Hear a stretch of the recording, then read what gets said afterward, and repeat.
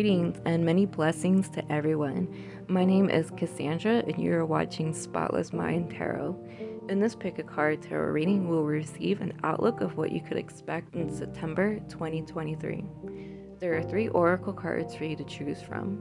We have card 1, Yesod, card 2, Remiel, and card 3, Shateiel. Choose the very first card you saw or the card that's instantly grabbing your attention. Please keep in mind that these are general readings and a variety of people will be tuning into them, so some of the messages I deliver may not be for you. I do my best to speak in metaphors and give examples of the energy that's coming through in the readings for you to apply them accordingly to your life. For those of you who have picked a card already, you may jump to your reading now. If you still need more time, then stick around. I'll leave the image up on the screen for the next 30 seconds so you can sit with them longer. I start the readings with the current energies, so if the current energies don't sound like you, then you may want to make a second choice. Timestamps and all other information can be found in the description below.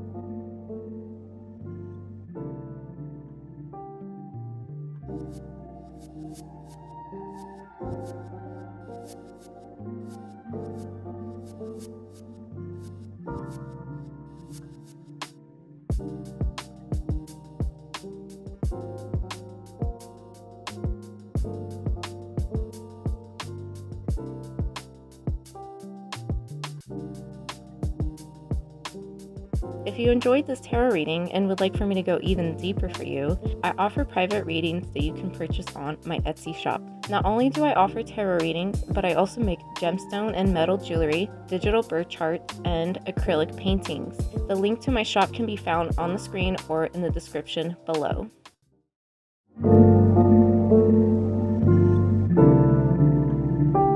Blessings. If you picked card number 1, Yesod, this is your reading for September 2023. We will begin the reading by taking a look at your current energies and see where you are at this moment. Then we'll look at what you could expect in the month ahead. We will start with the oracle cards, and the first oracle card we got is Yesod. This is the card that you chose to hear your reading, and the card assisting Yesod is the biome, and the key word for this is connection. The number on this card is 44. So I'll read what the booklet says about Yesod so you have a bit of an overview and an idea if you're not familiar. Yesod is one of the 10 Sephirot on the Tree of Life, the Kabbalah Tree of Life, and this Sephirot represents the root. It is the connection between, I guess you could say, the physical and the spiritual. It is the bridge and the link between the two. It combines the two. If anything, everything that it receives from the spiritual, it gives to the physical, which would be Malkut. And in the book, it says the ninth emanation, the foundation that supports the world and forms the gateway between the spiritual and the physical. Yesod is the medium through which we experience the tree of life. Upon his shoulders rests the sky, and all that lies beyond it runs through his fingers. We stand at this doorway and peer through, seeking answers to our nature. Through the indigo orb, a gateway appears. As a single column again, the flow of energy through the tree only moves downward. Yesod is the last stop before moving into the fully physical realm. He is the looking glass through which we examine ourselves. And you can find Yesod in new life, within speech, and through a doorway. And combining it with the oracle card, the biome, I'm going to read what the booklet says for this card. And it says, the whole is greater than the sum of its parts. You are asked for synergy at present. Be aware of the needs of others. You are a part of the same whole. Consider working more closely with your community. So without jumping into the tarot, however, I would like to combine the tarot and bring this in with Yesod. I really feel this is a month of what I'm seeing is like just somebody just standing still and allowing everything around them to unfold. Whether it's chaos, whether it's bliss, whether there's nothing, whether there's just a lot of activity, they need to be still at this moment. They need to take a step back and be very observant and to be receptive. At the same time, I'm getting like this person isn't moving and like nothing's going to move this person. It's like they were given orders to stand there and to stand still. I guess you could relate that to like a military guard. You see them like in front of palaces or even in front of the White House. They have Marines and they just stand there, right? That's their job, and they have to stand there all day if they were given orders to. Rain or shine, it doesn't matter. And so that's what I'm getting for you guys this month. Now, the Oracle cards act as like a guiding force. They're like the main theme and energy for this month. So that's like the main theme for you this month. It could be the type of archetype you may want to tap into and embody and bring with you into this month, bring with you into every situation.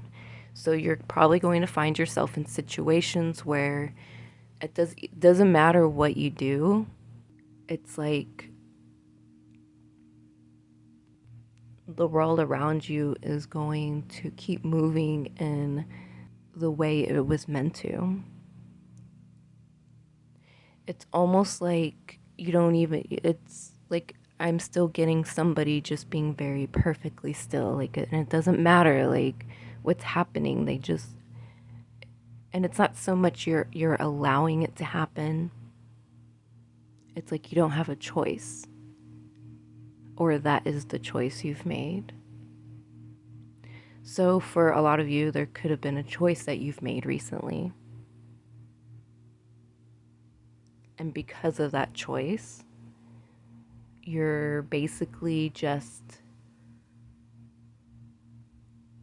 it's like watch and see. You're waiting to see how other people are going to receive it, how the universe is going to receive it, and then what actions come about because of this decision. Now, the biome speaks a lot about unity, and it's really embodying the whole, you know? It's all the groups we have for September all have an earth element oracle attached. And so it's really about being very present. It's being here in the physical. It's being very aware of time, of the physical self, as well as others and the physical needs of others. So for you guys, there's a physical need here, whether it's you or other people. It could be something like an injury, it could be something athletic, it could just something like just the physical body itself. There's something very important about it, especially since I have the image of somebody just being very still, like a rock, you know, a foundation. So that's very important this month. However that resonates for you and whatever that means to you, it's important this month. I'm also getting something about just being really embodied, like you're really wanting to take things in. I feel a lot of you are perhaps looking to become more one with yourself and with the universe. So a lot of you could be going through an enlightenment phase in your life, or you will receive enlightenment this month. Overall, even if you're not doing any kind of spiritual deep dive, it's like, and as I said that, I had images of dolphins. Um, Regardless, like there's something happening in this month that will enlighten you, whether or not you're on a spiritual path or you're trying or doing anything to really ignite that. It's just going to happen for you. And so usually when I do the oracle cards, I really focus on just the oracle cards. But in this reading, I'm getting the whole picture. And it's really fitting because we do have the biome, and that's about the whole picture. And so Spirit wants me to go ahead and to just jump into the reading because it all really ties together. I feel like September could, for a lot of you, could be a month that's very isolated compared to the rest of the year. It could just be a month that really, really stands out to you. So something really big could happen, or maybe nothing happens. Maybe it's a standstill month for you. So maybe you're very stationary, regardless of what's happening around you, regardless, even if you move to another state or anything like that, even if you are physical, it's still there's some kind of stationary energy. It could also be a month where things get grounded and rooted. I mean, that's exactly what Yesod represents, is the root. It's taking everything and planting it and rooting it, and there's a firmness to it. It's making it stronger. There's a quote I'm thinking about. I don't know. So let me look it up. Okay, so I found the quote, and the quote says, "When the roots are deep, there is no reason to fear the wind." You could even replace wind with storm or any other word that incites some kind of chaos or some kind of destruction in some way. Doesn't have to be destructive, like violent, but just destructive, like metaphorically. You could relate that to Scorpio energy.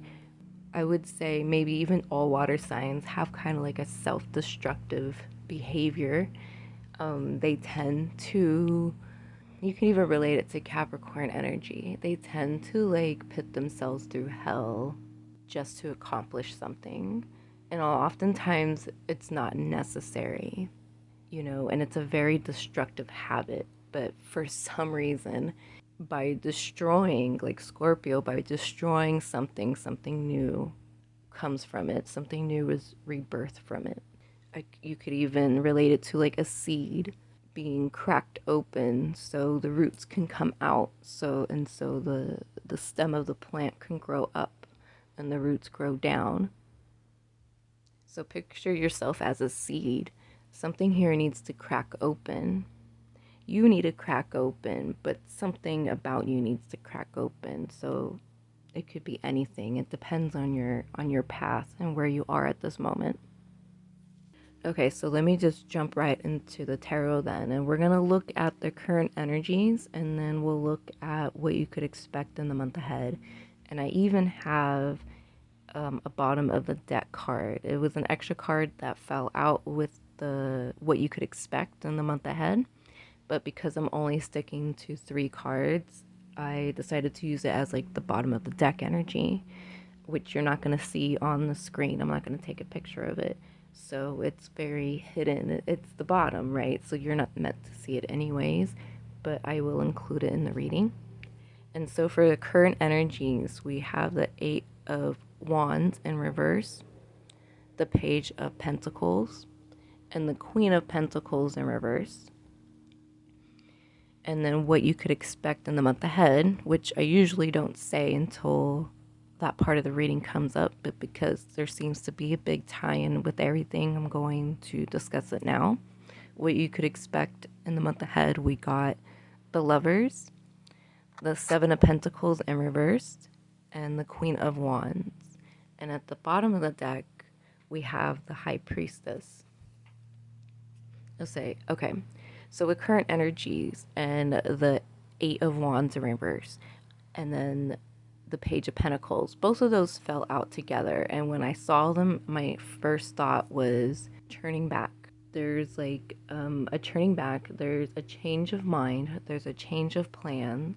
It's almost like doing a complete 180 and going in a different direction, or even like taking a 90-degree turn and going in that direction.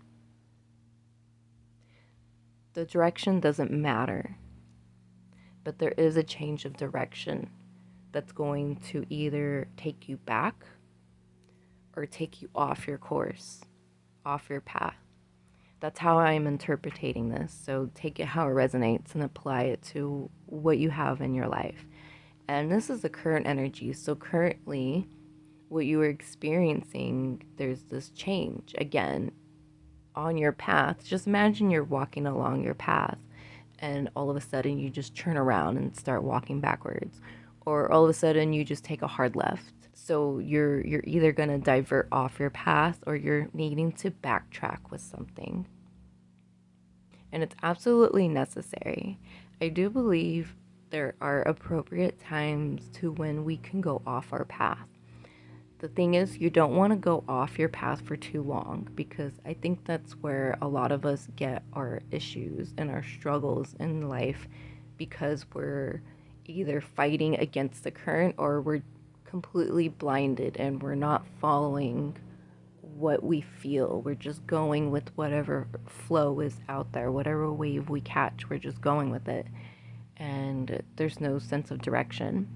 And so it's important for you to have a sense of awareness with this. You may not know your sense of direction. You may not know if you're going off your path or you're taking a step back or not. Others of you are probably very well aware of that. It doesn't matter which category you fit. It's just what I'm interpreting is what I'm picking up. Whatever it is, it's absolutely necessary. And so, like I was saying, I think it can be necessary to go off your path as well as go backwards on your path, like go back and backtrack something, kind of like a retrograde. And we do have planets in retrograde. I mean, when do we not, right? There's always something usually in retrograde. If anything, the nodes are always in retrograde for the most part. And so there's a big change. It could have been something that you've received. It could be some news, some information, a message, an opportunity. It could even just be your own self, your own intuition. We do have the High Priestess at the bottom, and so she's really the one guiding you through this. So trusting your intuition is very, very crucial this month. And it's not so much trusting your intuition, like knowing what your intuition is telling you. Like you trust what you're hearing.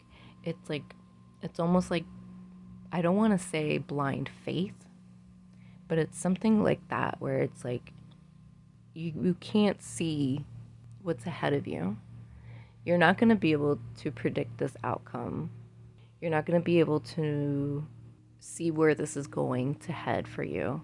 And I don't think you're meant to. So that's where the blind faith comes in. And that's where like the trusting your intuition, even when your intuition's right in front of you, like there still may be an aspect of you that like you're seeing it, but you're not, like you're still blind to it. And that's okay. There's something really important here for you to understand, because I know people say quotes like, don't break, don't give in, and that sort of thing. But I feel like some of that's necessary, because how can a seed grow if the shell doesn't break open? So sometimes it's necessary. And much like a seed, you only want to perhaps do it once. Perhaps you only want to do it one time in that area, whatever it may be. We do have the Lovers, and so relationships could be a big issue for you, and that's what's to come this month. And so it could be as, blatant as that, like new relationships this month, right? New romance. But the Lovers can represent a relationship between you and the divine, a relationship between the divine masculine, the divine feminine, between aspects of yourself.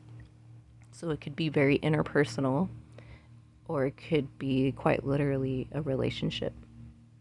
There's something really important for you to understand, and I'm not really picking up on what that is exactly, but the Page of Pentacles, he's giving a lot of importance to this pentacle that he has received.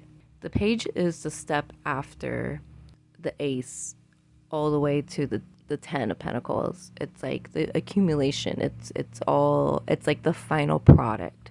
So he's holding the final product. It's not even it's not a draft or anything. It's like, it's something's very final here with the page. So the decision you've made could be very final. This whole going off your path or going backwards on your path is a definite thing. It's like there's no turning back. The 8 of Wands in reverse, it's like it's a complete reversal of everything. So something really dramatic could have happened for you to cause this. There is a lot of earth energy this month, and it is a Virgo season. So luckily, I feel you are being guided to really be rooted. And I mean, that's what Yesod is here to tell you, to really stay rooted, to stay very still, and to trust, to know it's not time to leap. You might see other people leaping. It's not time for you to leap yet. Again, I'm speaking very metaphorically. I get a lot of imagery, so it's like the best way I can describe it. The Queen of Pentacles in reverse, there could be somebody in your life who's very upset. It could be somebody that you hurt. It could be somebody really close to you who's hurt. They're very quiet about it. It could even be you. So what you're going through could be very painful. But I feel a part of you understands it. You understand there's something deeper to this. And she's holding the pentacle as well. I feel like maybe there's an apology that's going to be made. It's almost like the Page of Pentacles is very optimistic and very hopeful. And it's like they're in that place for the Queen of Pentacles. They're holding space for the Queen of Pentacles. So it could be yourself holding space for yourself or for somebody who you know. The Queen of Pentacles is represented by Capricorn. So you could be dealing with a Capricorn, or you're a Capricorn, or have Capricorn placements. I would even suggest looking at which house Capricorn falls in your birth chart. I'm also getting some alchemy between air and earth energy. So that may mean something to you. It's important that you speak your truth and to stand by it. It's important to speak what you feel and you believe. Maybe not so much what you feel, because I do feel there's some kind of barrier there. Like there's a need for you to protect yourself. Not only do you need to stand still, standing still is also, I'm seeing it as a form of protection from whatever is happening. So it's like it's going in so many directions here. So standing still is also a way for you to protect yourself. And so that could just mean your own heart. Staying rooted and grounded, not so much logical and not so much out of your feelings, but just being very, it's like just having more self-awareness of your feelings and detaching yourself from your feelings without compromising those feelings, because it's so important to have feelings and it's so important to feel them and express them and to be honest with them. But it's also equally important to observe them, to allow yourself to feel it, but to not get completely lost in it. Now I have an image of like a flood and like someone's head is above water and they're still standing perfectly still with their feet on the ground, and they're not worried even though their body is completely submerged underwater. So that's like the energy I'm getting for you guys right now. This Queen of Pentacles energy or person, they're not paying attention to whatever you're doing, but I still feel that you feel it's important for you to still hold space for them. I think they're just going through their own thing right now. And again, I'm getting mixed messages about that because I feel it's you, but I also feel it's another person. So you gotta apply it to how it resonates. It could even be both. A person, and then it could be a person that reflects something within you. And so maybe that's what this Page of Pentacles is observing. It's a self-reflection. It's like a mirror, and the Queen of Pentacles in reverse is the mirror. This is the reflection they're receiving. It could be that you're witnessing parts of yourself in this other person. They could even be a Libra or have Libra energy. And I only say that because the Queen of Pentacles in reverse, I have the element symbols and the astrology symbols written on the cards. And the earth alchemy symbol, when you put it in reverse, it's the air symbol. And so since this card is in reverse, I see the air symbol. And then I'm just getting Libra energy, which also speaks about balance. It's also a sign that has a hard time making a decision because they're constantly weighing. And it's interesting because, okay, never mind, I'm not going to say that. So this person or this aspect of yourself is really reflecting an important aspect for you to embody this month. There's something you need to face. And I think that's why there's been a sudden decision made. It's why you're backtracking. It's why you're going off your path. But it's only for a little bit because I do feel it's very temporary. Especially since you're here watching this video, I'm helping bring it to your awareness and to your consciousness. And that's the whole point of consciousness, is to be more aware of the world and of yourself, so that way you can make better decisions, but also just that's the whole oneness, the whole enlightenment thing. When you have higher consciousness, it allows you to really see things like you see more synchronicities, you see more numerology, more signs, or just very simple things like the way a leaf falls off a tree. Like, it could just be very symbolic to you, or you understand that there's like a whole mathematical equation to that leaf falling down to the ground, whether it's gravity or whatever. Like a mathematician could literally make an equation for that one leaf falling. That's higher consciousness. It's knowing that everything has a reason for what it's doing, whether you believe in that everything happens for a reason. Everything happens for a reason in the sense that you could literally explain it through a mathematical equation. And then there's so many religions and so many spiritual paths you could take that will give other explanations to why that leaf fell from the tree the way it did. But basically that's the gist of it.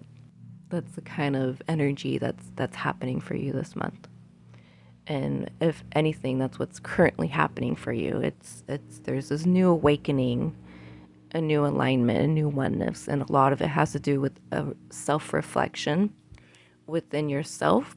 But there could also be somebody who helps you see this, and it could be really subtle, like only you are noticing this, and you're not telling them about it. It's just like you're just witnessing it in real time. Okay, so I'm going to go ahead and jump into what you could expect. And we have the Lovers, the Seven of Pentacles in reverse, and the Queen of Wands. Now, the Seven of Pentacles in reverse, immediately, it's like the Eight of Wands to me, where it's a complete reversal of taking action. The Seven of Pentacles is about, it's like preparation for the harvest. Counting your crows is, I don't know if that's the saying, is counting your crows the saying? Putting your ducks in a row, it's kind of like that. It's like, it's taking stock. It's getting ready to harvest. It's getting ready to reap what you sow. And because it's in reverse, it's like, I think there's a pause on something here. So there could be something that you're expecting or you've planned, but there's going to be a pause with it. So there's a delay coming in later this month. Not only is there like a complete reversal in your path, it's going to trigger a delay in your life, and it's going to force you to have to take a step back. So there's something, and it could be related to the Lover's card, which is Gemini energy. So there's a relationship with another person. It could be a partnership, it could be romantic, it could be platonic, it could be family, it could be with yourself, it could be a relationship with you and the divine, it could be anything of the sort, any kind of relationship, anything that brings you purpose as well, anything that gives higher meaning to your life. I feel like it's interesting. So I'll look at it in the sense of relationships, but I don't want it to be too much of a focus on relationships because everyone's going to have a different story. But speaking on relationships, it's like there's going to be somebody very, very important coming in for you this month. But there's some kind of delay. So let's just say this is your soulmate, right? Or it's just there's something there, a very deep connection, that something you've never felt before, somebody you've never seen before. It's just something, it's like, I mean, getting like when worlds collide. And that might even be like a Static X song. Maybe, is it Static X? Maybe it's like a feature or something like that. So you might want to check out that song. When worlds collide. Oh, maybe it's Power Man 5000 actually. Either way, it's one of those people, right, from way back when. It's like worlds are colliding. But there's also like a stop to it. It's like this person enters into your life, but there's nothing you could do about it because you're in the standstill position. You're not supposed to do anything about it. And it's important for you to not fear that, to not overreact, or it's important that you stay still.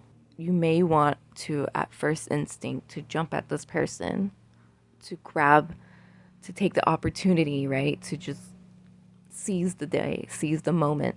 It's like you don't want it to pass you. It's almost like, if I don't do it now, it's never gonna happen again. But that's not the case though. That might be what you think and what you feel, and it might look like that to you, like the physical reality might be like, this is my last chance, but it's not.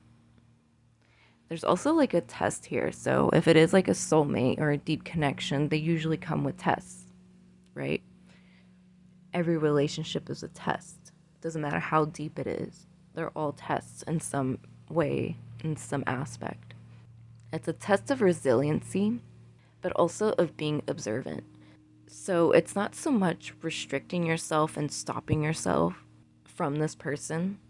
It's more like allow the person to come into your life and just watch them from where you are, whether they're right in front of you or whether they're at a distance. Just watch and see, observe them, analyze them, because this is a big month for self-reflection. Look at them and see what it is you're receiving. What do you see? How do you see yourself in them? That's really important, because what you see in them is what you see in yourself. I love the Lover's card because we have a man and a woman and an angel. And there's this girl, she's another tarot reader on YouTube. She goes by Queen Cup. I suggest you check her out. She's an amazing tarot reader. She's not for everybody, but she's wonderful. I really love her insights. And she was the one who pointed out for me how Adam, or the man on the Lover's card, is looking at the woman, or Eve, and then she's looking up at the angel. And it's this whole alchemy of woman being seen as the temple, the one who receives. In ancient times, women were seen as oracles and prophets. You had Oracle of Delphi or Delphi. I'm not sure how you pronounce it. There were high priestesses. There were women who were, because women naturally have intuition. And women, the divine feminine, the energy of woman is to receive. Feminine energy is very receptive. You give her the seed and she will grow it. And so man reaches the divine through woman. Through the divine feminine is how he reaches the divine, or God, or source, the universe. Because she receives through both the divine and through man, the divine masculine, and from spirit. The Holy Trinity is usually, in Christianity, it's seen as like the Father, the Son, and the Holy Spirit. I always see it as God, man, and woman. The alchemy between male and female and spirit or soul or God, the divine spark. And so this person this relationship, or whatever this lover card is representing for you, whatever is coming in this month that the universe doesn't want you to act on. It's going to take you to this Queen of Wands energy. So if you do relate to the Queen of Pentacles in reverse, there's a reason why this is happening. There's a reason why there's a complete breakdown, a complete breaking, a breakthrough. If anything, I would see it as a breakthrough because it's very temporary, and this is the month of September. It could very likely all happen within 1 month, right? It might carry over a bit into October, or maybe even throughout the rest of the year, or maybe this goes on for several years. But either way, there's a huge turning point this month. And I had an image of a wheel, like the Buddhist wheel, and I believe there's 8 spokes on the wheel. I could be very wrong though, which would correlate to the the 8 of Wands. I keep saying the 8 of Pentacles, but it's the 8 of Wands. The Queen of Wands, first of all, this person is very likable. She's very social. She knows what people like. She knows what people want. She knows what people want to hear.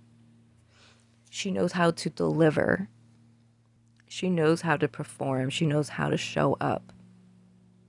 So all of this is for you to show up by the end of the month, or the end of whatever the cycle is for you. It's meant for you to reinvent yourself. I'm getting something about a new form, or my true form. I saw a picture today, even on Instagram, in someone's stories. It might have been Doja Cat, and it was a picture of I don't know what the word said exactly, but it's something about me revealing my true form, and it's just this really bright light in a room. So this Queen of Wands is your true form, which is this Aries energy, whether or not you have any Aries placements. You could have first house placements that will still count as Aries. You could also have very strong Mars sign. But overall, this energy, there's a renewal here. There's a sense of you know your place. Notice how the Queen of Pentacles, she's looking down at the Pentacles. And then the Queen of Wands, she's looking up and she's looking off to the side, but her head is completely up. She's completely leveled, she's sitting up straight. Both her hands are full, but she has full awareness. And then there's a black cat sitting with her. Queen of Wands is very, very sure of herself. You don't have to be a woman, of course. You know, if you're a man watching this, or if you identify as a masculine, this is the type of energy that the universe wants you to step into. And she is observant, but she also comes with gifts. She comes with her own luggage. She has her own bags. She has her own garden. She cultivates her own stuff. They're very open people, Aries energy, the Queen of Wands. Very sincere. Not so much judgmental. I mean, they might tell it like it is, but it's not meant to be judgmental. It's meant to just be in passing. It's sociable. One of the key words for the Queen of Wands is independence. So this whole taking root and being still this month and being observant and not reacting, not acting, not allowing anything to disturb you. Think of the British guards in front of the castle in London. People mess with them and try to get them to smile or budge, and they don't. They just have perfectly, the perfect bitch face, right? The perfect resting bitch face. There's a reason why you're not supposed to budge this month. There's a reason why you need to embody the whole of everything. And there's going to be somebody or something whatever you see in the Lover's card when you look at it, it's going to show you why. First of all, it's going to show you why you had to stay still. It's almost like receiving intuitive insight, the High Priestess, which you can't see in the image, but she's there. She's at the bottom. I'm looking at her right now as I record this. Even if you know something's going to happen, it's not for you to stop. It's not for you to start either. There might be something unpleasant that you see, and you might want to interfere with it, but you're not supposed to. Now, take that at your own discretion. If you see somebody in danger, you're going to want to step in, right? So use your own discretion, or discretion, I guess is how you pronounce it. Use your own discretion. But metaphorically here, you might see something unsettling, or you might know something's going to happen. You received insight into it, and then it happens, or it starts to unfold. It's not meant for you. You weren't meant to receive that intuition so you couldn't act on it. I think that's another thing that people get confused with intuition. They say to act on your intuition, don't ignore your intuition. But sometimes your intuition is there to tell you about something that is meant to pass by. But again, discretion, self-reflection, it's very, very important that you remain observant. Of course, you should act when it's absolutely necessary. You are, don't just run with what I'm saying, please have your own, think for yourself.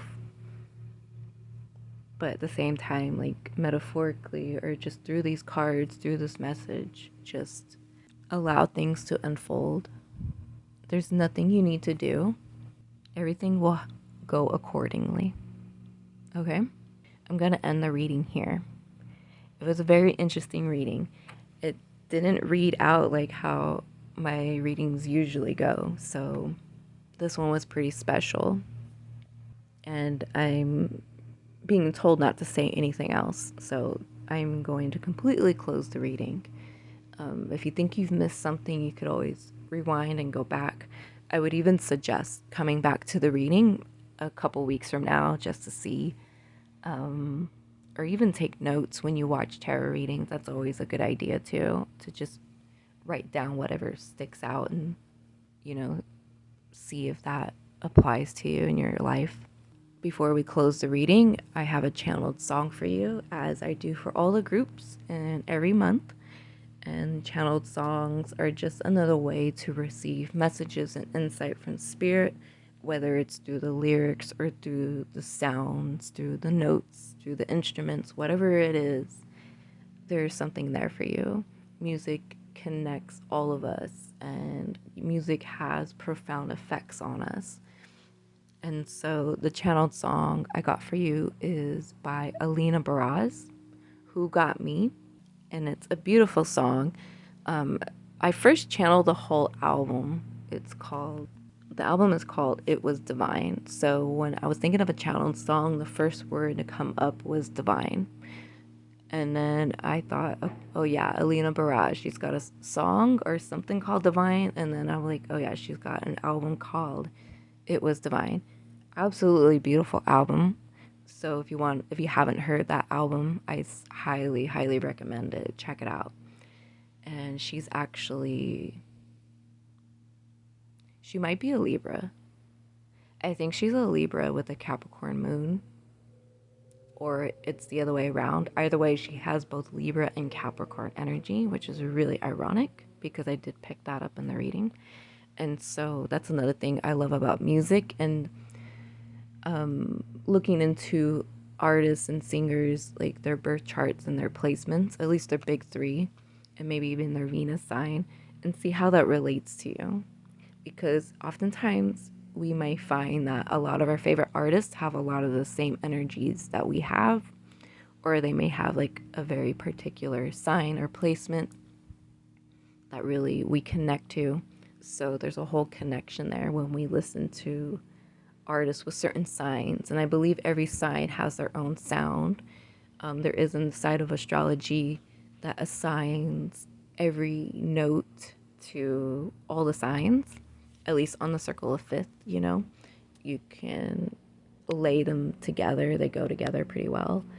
Certain notes correlate to certain signs, and they represent the frequency or the vibration of that sign. So, yeah, overall, very important. Music's really important, really deep. Okay, so check that out. Check out that album, or at least check out that song. There should be a message there for you. Okay, and if you haven't yet already, please hit the subscribe button, tap the notifications bell, and like this video. By liking this video, you help to push it into the YouTube algorithm for other people to find. Follow my profile on Instagram at Kaleidoscope Escape. Also, do me a huge favor and drop a purple heart emoji in the comments below, so that way I know you're here with me. Thank you so much for watching this video.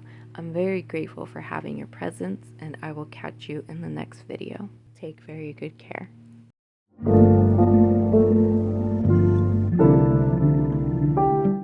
Blessings. If you pick card number 2, Remiel, this is your reading for September 2023. We will begin the reading by taking a look at your current energies to see where you are at this moment. Then we'll look at what you could expect in the month ahead.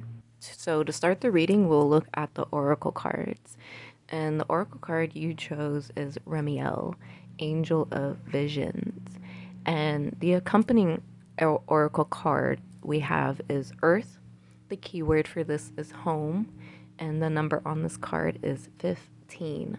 So these two cards are basically the underlining energy of the month for you.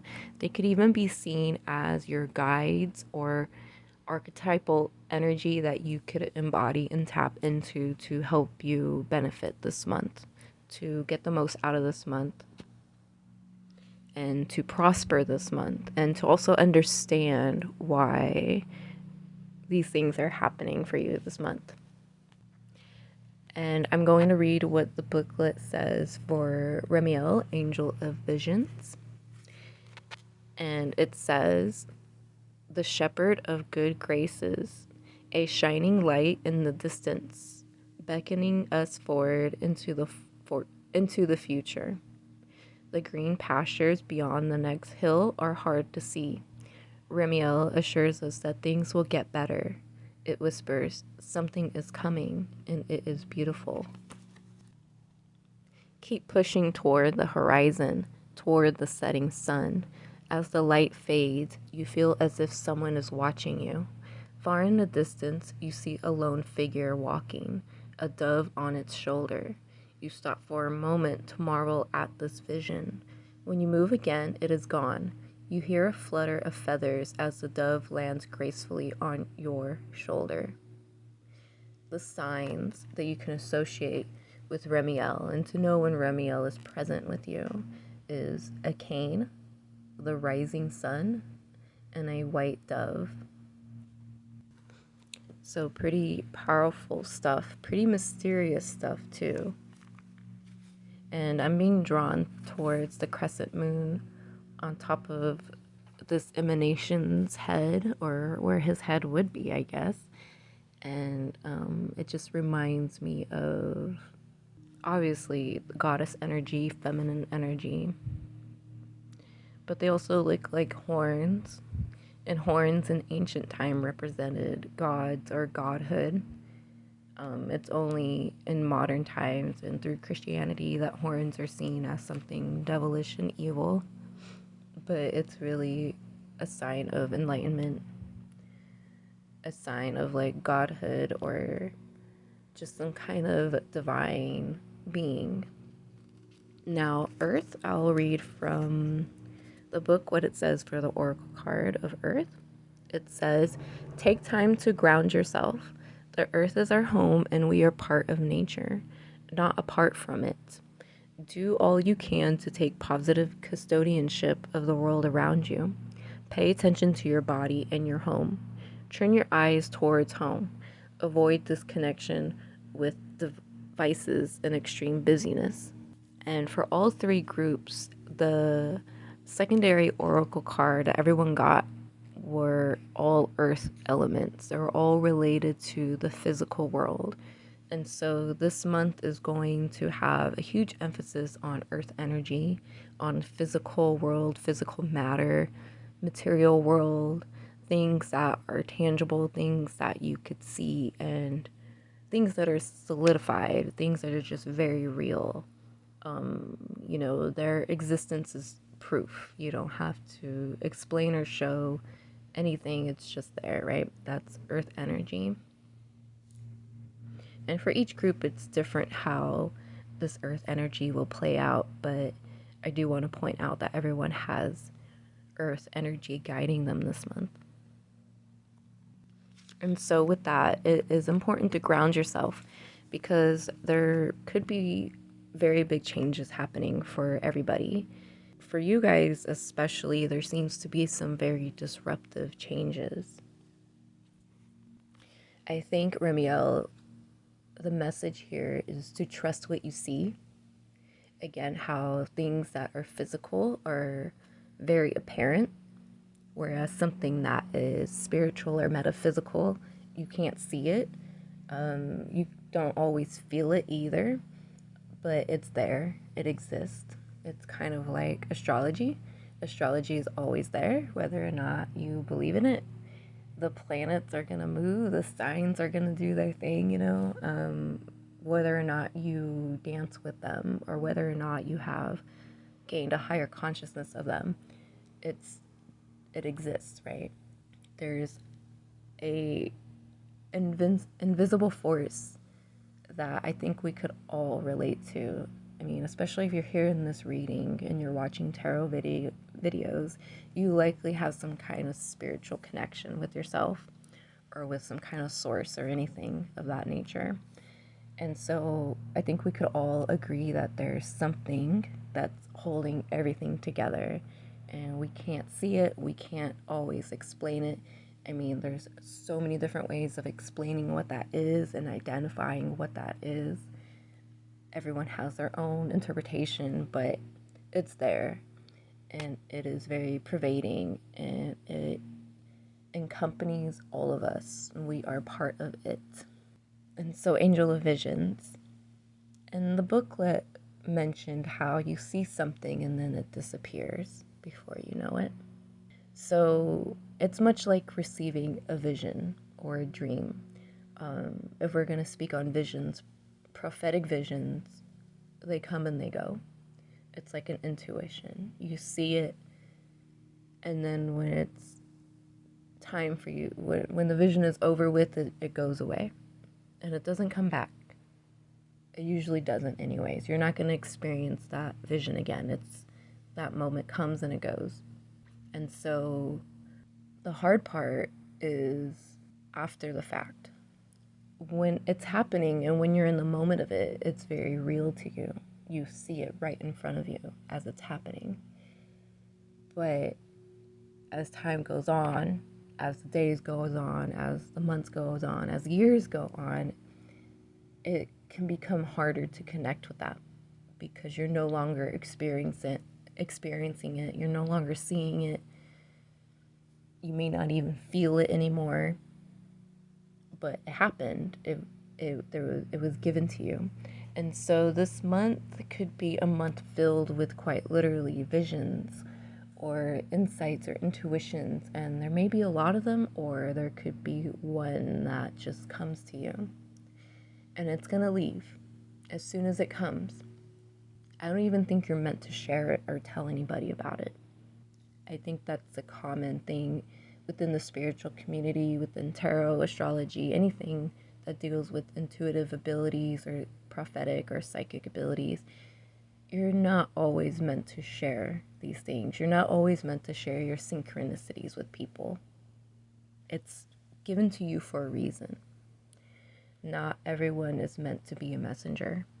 And so it's important that what you do receive this month, whatever vision, whatever insight, intuition that you can't explain, that you may not be able to show or prove, It's meant for you to ponder upon. It's meant for you to think about, to hold space for it. If nobody else saw it, then nobody else is meant to know about it. And so I think it's important for me to bring that up, because oftentimes we see something, we receive a vision, whether like a butterfly lands on us. A lot of the times people's first instinct is to pull out their phone and take a picture or record it or do something with it, right? Post it, tell everybody, go to Twitter, hey, butterfly landed on me. And then I looked at the time on my phone and it said 1111. I don't think it's something that you're supposed to share. At least whatever comes up this month. And you might even feel that, like, you might even feel like, I don't want to share this with anybody. Like, whatever you experience, it's going to be so deeply profound that, like, telling somebody, like, spoils it. Even if it's well received, even if they believe you and they're so excited for you or anything like that, it spoils it. So I think that's the biggest takeaway from Remiel this month. So let's go ahead and jump into the tarot. And for the current energies, we have the Nine of Cups, the Tower, and the Six of Pentacles in reverse. So this is what's currently happening. It could be like right now, like this week, or it could be things that have been happening for quite some time. Whatever the case, it's current. It is what you're bringing with you into the month. And so currently, I think it's pretty obvious. The Tower here is say that there's something falling apart. Something already has, or it is right now, or it's about to. And the Nine of Cups, I feel like you're having to get rid of a lot of stuff. Whether it's personal belongings, whether it's beliefs, whether they're feelings, thoughts, habits. There's something that you have a lot of. You have accumulated a lot of things. And maybe in the past, it brought you a lot of happiness. It brought you a lot of comfort and stability and safety. Maybe even a lot of pride. Like you had something to show for, right? You're very proud of it. Either way, it's something that you identify with. It's something that is important to you. It could be anything. I'm getting that it's no longer serving a purpose, or you're hoarding it. Like it's taking up too much of time, too much space, too much capacity. It's like collecting dust now. Like it's no good. So you're having to get rid of something, either by force or you're willingly getting rid of something. And again, it could be anything. And also it could be metaphorical. But there's something here that was once really important to you, something that you've accumulated over the years, something that brought you a lot of joy and happiness, something that made you feel comfortable, made you feel seen and heard and appreciated. Now's the time for it to fall away, because up until now it has no more importance for you. It's no longer bringing you stability. It's no longer bringing you safety. And so for some of you, I feel that you overindulged in something here. And you may even know that, you may even like be aware of exactly what I'm talking about. You may even want it to fall away. So for some of you are going to hold on, and others of you are going to be so like more than happy to let go. The important thing to understand here is that the Tower is a necessary force to come in and remove something from your life that is no longer reliable, no longer is sturdy, no longer has a foundation or purpose in your life. And the best thing to do with the Tower is to allow it to fall away. Because if there's a resistance, then it's a lot harder. And if there's attachment, which the Buddhists teach not to have, the whole point of Buddhism, is to detach yourself from this world. It's to let go. It's to escape samsara, you know, it's to get out of the cycle and to ascend and to move on and all that kind of stuff. I mean, some Buddhists choose to come back, of course, but just a whole concept of detachment, because attachment keeps you here in the physical world, which is like a whole other topic we won't get into. And we have the Six of Pentacles in reverse, following the Tower. This could mean a lot of things for different people. On one aspect, this could mean, this is showing me somebody who's just not willing to let go. Somebody who is just stingy and greedy and just, they want to keep their cups. They don't want to give it away. They don't want to give it up. They don't want to remove it, donate it, whatever. They don't want to do that. They want to keep it for themselves. There could also be stipulations. It's almost like, I will give you this if you give me this, right? Instead of just giving freely. Whereas the Six of Pentacles in the upright position, it is about generosity. It is about sharing. It is about the imagery on the card. It's a man holding a scale and he's helping the poor or the less fortunate. And he has a scale for a reason. He's weighing something here, his wins and losses. He's seeing if what he has to give is going to take from him. And on the card, the scales are perfectly balanced.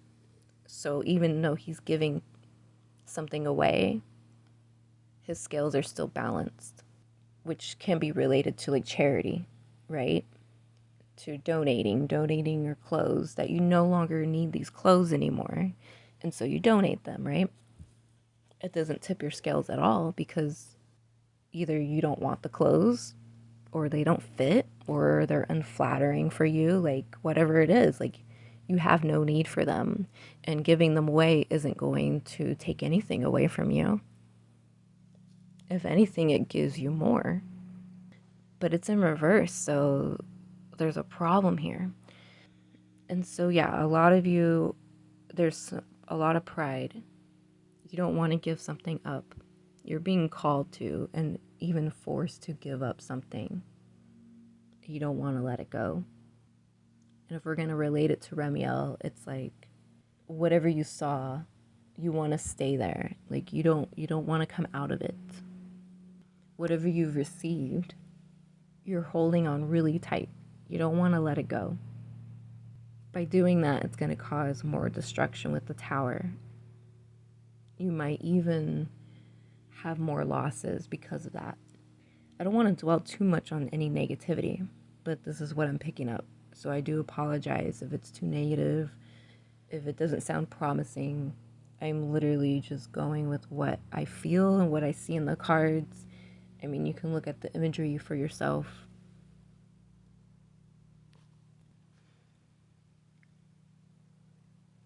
And I kind of feel there's a test here. It's kind of like Remiel, the Angel of Visions. It's like you see something and then you blink your eyes and it's gone. There's a part of you that wants to prove it so bad. There's a part of you that wants to prove something so bad, that wants to show out, wants to take all the credit. Look what I did. Even if you deserve the credit, rightfully so. That's not what this is about. And so I feel currently you're going through something that's it's forcing you in some way, but it's humbling you. And the song by Kendrick Lamar called Humble just came to me. And I actually don't have a channeled song for you, so we're just going to go with that song as your channeled song, which I usually tell at the end of the reading. but I'll tell you now. Your channeled song is Kendrick Lamar, Humble. And listen to the lyrics of that. I saw an interview once with him, and he explained what humble meant. And he said he's talking to himself. That's what the song is about. He's talking to himself.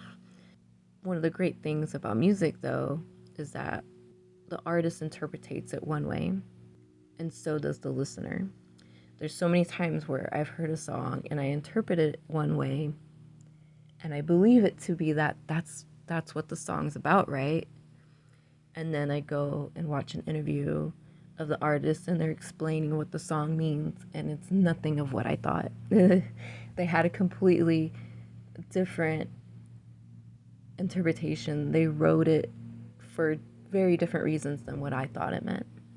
And so maybe there's a message there with what I just said about interpreting something. So there's something you're not seeing clearly. You're sticking to what you see, and that's where the pride and stubbornness is coming from. It's almost like you're asking yourself, why do I have to give this up? Like, what was the point in collecting all these cups? What was the point in building all this stuff? What was the point in going to school for all those years and getting a degree? What was the point if I'm being forced to give it up or give it away? That may be a struggle for you right now. And I'm being drawn to the Oracle card Earth. And this is where you need to ground yourself. And I'm being drawn to the woman, how her eyes are closed. And she just seems to be in a state of peace and acceptance. So it is very important for you guys to be very accepting of what's happening, regardless how you feel. To humble yourself, to tell yourself, bitch, sit down. There's a bigger picture that you're not seeing. It's kind of like receiving a vision or receiving intuition, and then it's just gone. You're not meant to see the whole picture. You're not meant to stay in that state. Because visions usually are foresight. Intuition is usually a foresight to something that has yet to come. Only so many times where we receive intuition in that moment, something related to that moment. I guess that's what synchronicities are. They're meant for that very moment, no other moment. Whereas prophetic vision and intuition is largely meant to, it's a foresight or a forewarning. And so I really want you to think about what it is that you did see or will see. Some of you may have already received this already. It's important to trust what you saw, even if it doesn't make sense, even if it doesn't seem logical or realistic or possible, even if what you saw isn't exactly what's going to happen. There's something in it that is meant for you. If anything, your subconscious mind already knows what it is. It's up to your conscious mind to be accepting of what's taking place here. So let's go ahead and jump into what you could expect in the month ahead. And we have the 5 of Cups in reverse, the 7 of Wands, and the Queen of Pentacles. What you could expect in the month ahead is very promising. I feel you will receive some kind of hope, some kind of insight even. Maybe this vision or this insight hasn't happened yet and you receive it and it makes you realize, oh, I see what's happening here. I know why everything crashed on me. The 5 of Cups in reverse is a good sign. There's a lot that can be associated to it for different people. A lot of you are going to be moving on. A lot of you are going to be forgiving. A lot of you are getting back up on your feet. A lot of you are going to be accepting. The 7 of Wands, though, I feel like this is a struggle with yourself. A struggle with what you know deep inside and what's happening externally. again. Like, I feel like they're just not lining up. Like, what you feel, what you know, what you've been told, whatever connection you have to the universe, it just, there's something you feel inside of you that you're not really seeing outside of you. You're not really seeing how something's possible. And so later on this month, it's going to be a struggle with balancing what you feel and what you know and what you see. I don't think what you see is deceiving you. I think how you're perceiving it is what's deceiving you. It's your own mind. Because what you see is very real, whether it was a vision or whether it's just something physical in front of you. It is very real. But it's almost like you're looking at it like it's a wall, as if it is a wall, as if there's no way of getting around it. And so the battle here is to understand that that's not the case. You might even receive some resistance from an outside source. And I think that's why it's important you don't share any insights you receive this month, because if you do, I feel this resistance could be somebody else telling you. Like if you tell somebody about this, whatever it is, whatever spiritual insight you received, I feel they're gonna try to gaslight you or try to like manipulate it to the way they see it. And so that's what spoils it. That's why we're not always meant to share these things.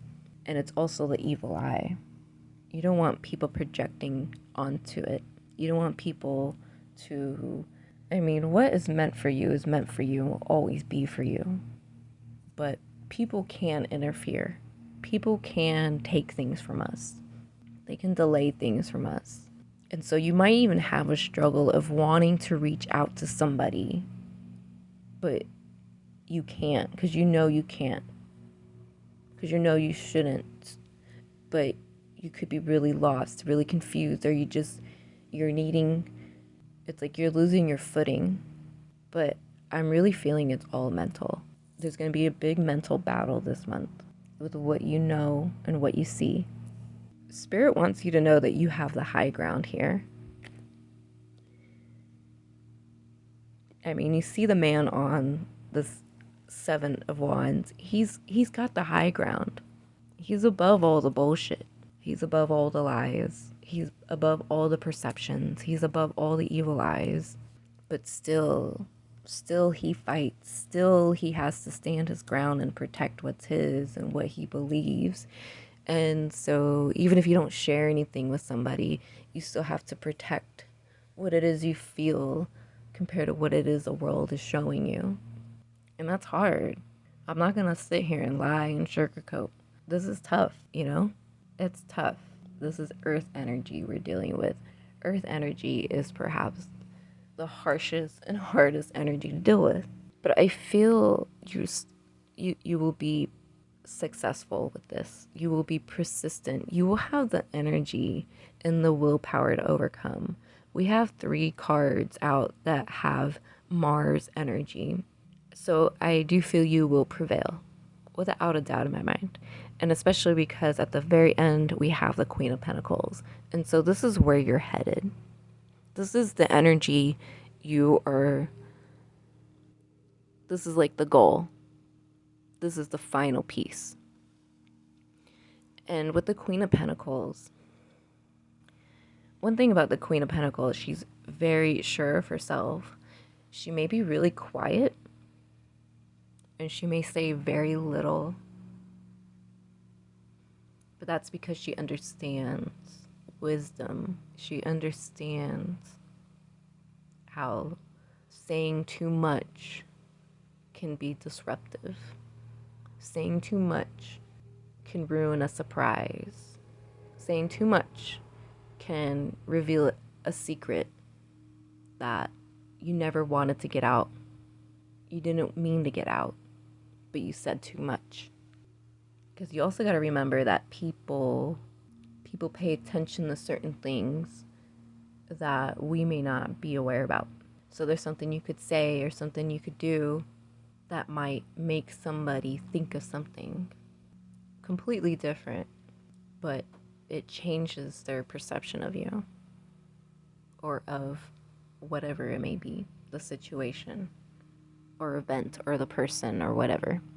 So it's almost like going into a hermit mode, but that's not exactly what I'm seeing. It's more like knowing that you don't need to say anything for it to be true. Knowing that there's wisdom in silence. There's wisdom in saying less. There could also be peace in that. There could be, I don't know why, but there could be victory in that. It's almost like sales. So they say when you're buying a car, the first person to speak loses, right? The first person, I guess that's just the saying, the first person to speak loses. And so you might have that experience with car dealers or other kind of like salesmen where they don't really say much. They're kind of just waiting to see what you say. And so that's kind of what's happening here. The first person to speak loses. And I think it's important for you to also pause before you speak. The Queen of Pentacles is also a humbled character. I mean, this is somebody who has overcome a lot of obstacles. This is represented by Capricorn energy. And if you know anything about Capricorn, it is one of the harshest signs. I mean, they're ruled by Saturn. And, you know, they're not called the sacrificial goat for nothing. It's also linked to the Devil card, which has a lot to do with attachments and sacrifices and things like that. And, you know, sacrifices in every way. And so the Tower may be some kind of sacrifice. I mean, it is definitely one way of looking at it. Having to give up something in order to gain something in return. I think the biggest thing for you to gain here is wisdom. There's also a lot about self-reliance. And knowing that you have everything you need. I also feel that something needs to fall away. Things need to be given away.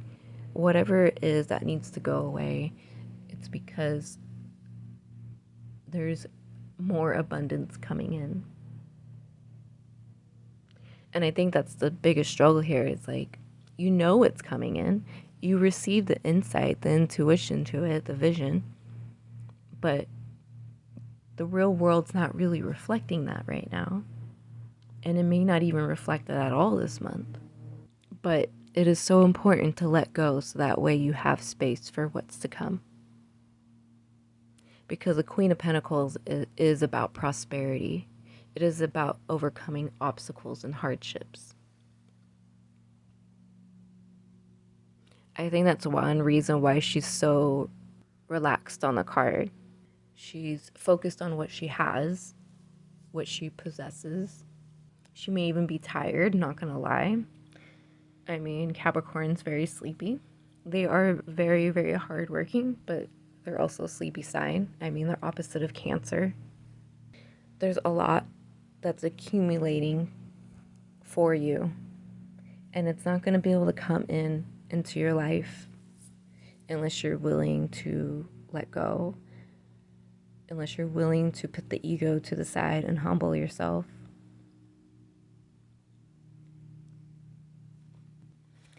Feel yourself with the earth. Feel yourself, even in your losses, having everything you've ever wanted. I feel like a lot of this reading has to deal with the material, whether it's material stuff or it's just the physical material world. Like maybe just the world's a struggle for you, like dealing with the world, going out into the world, maybe questioning what your purpose is. Why am I here? What is the point? Like, this is all stupid. Like, one of my favorite quotes is by Alan Watts, and he says, "Man suffers only because he takes seriously what the gods made for fun." And I think that's the biggest message here is like, you know, this world is very temporary. Our lives are very temporary. So why not have fun with it? Why not see and getting like a dance? Why not see the dance of life, the dance in creation, the dance within nature? It's really important for you to be really self-reliant this month, to really rely on yourself, which is another Capricorn trait. They don't like to ask for help.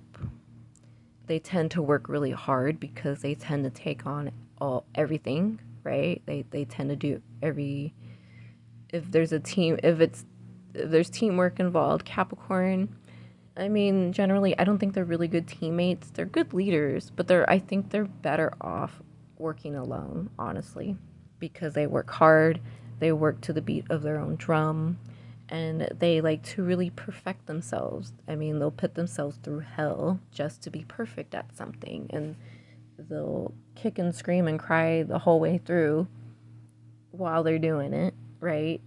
I mean, Capricorn's baby, honestly, but they get it done regardless. So yeah, kick and scream all you want.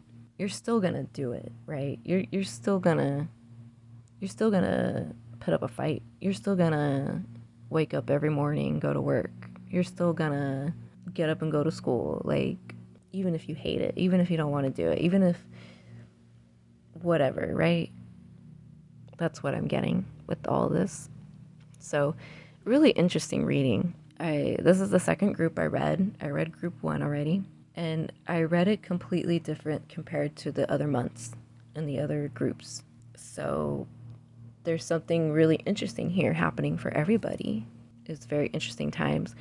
I will say we are approaching eclipse season here really, really soon, which might happen at the end of September.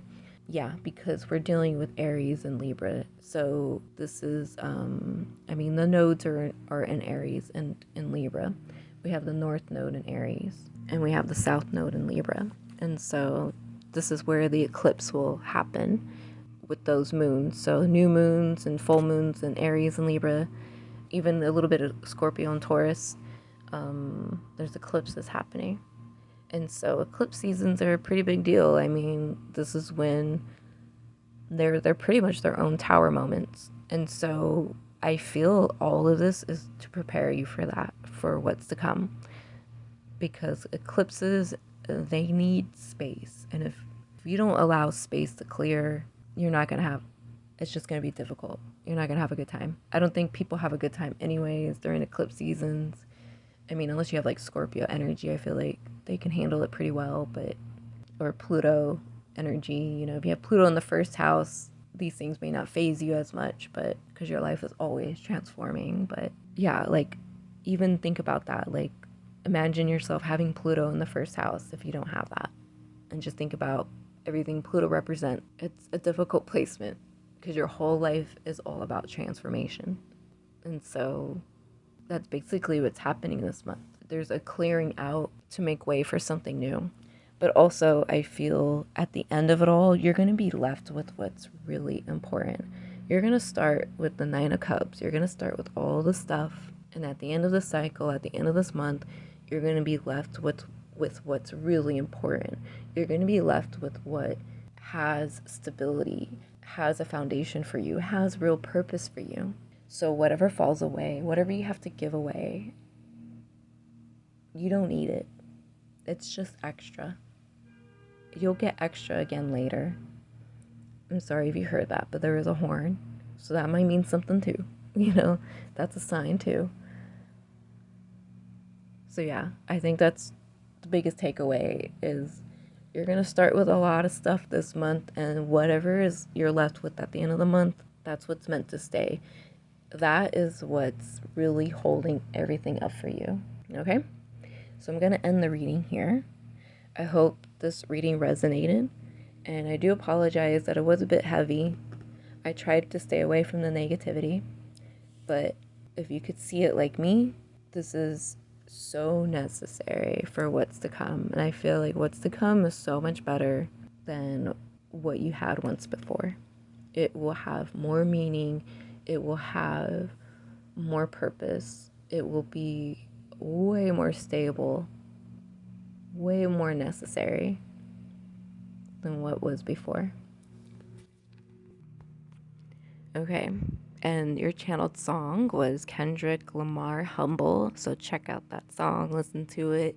The lyrics, the instruments, the sound, the melody, all of it can have some kind of message for you, some kind of deeper meaning and connection for you.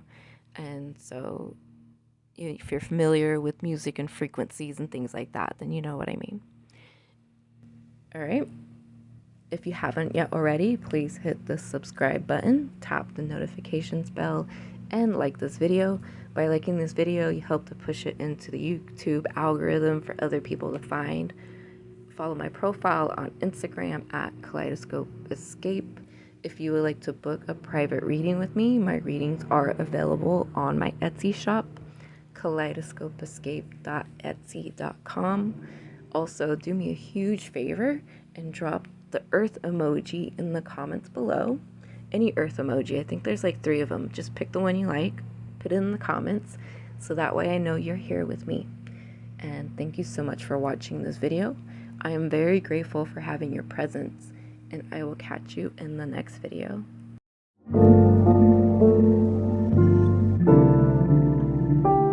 Blessings. If you picked card number 3, Shateiel, this is your reading for September 2023. We will begin the reading by taking a look at your current energies and see where you are at this moment. Then we'll look at what you could expect in the month ahead. So, to start, we have the Oracle card Shateiel, or Shateiel. I'm not exactly sure how to pronounce that. Alright, but this is the card you picked, and this is the Angel of Silence. And the secondary Oracle card, which is accompanying Shateiel, is animals, and the keyword for this card is companionship, and the number is 21. I'm going to read the description from the books for you guys. So, for Shateiel, Angel of Silence, it says, words fail, the wind dies, the earth comes to a rest. Shateiel descends in stillness.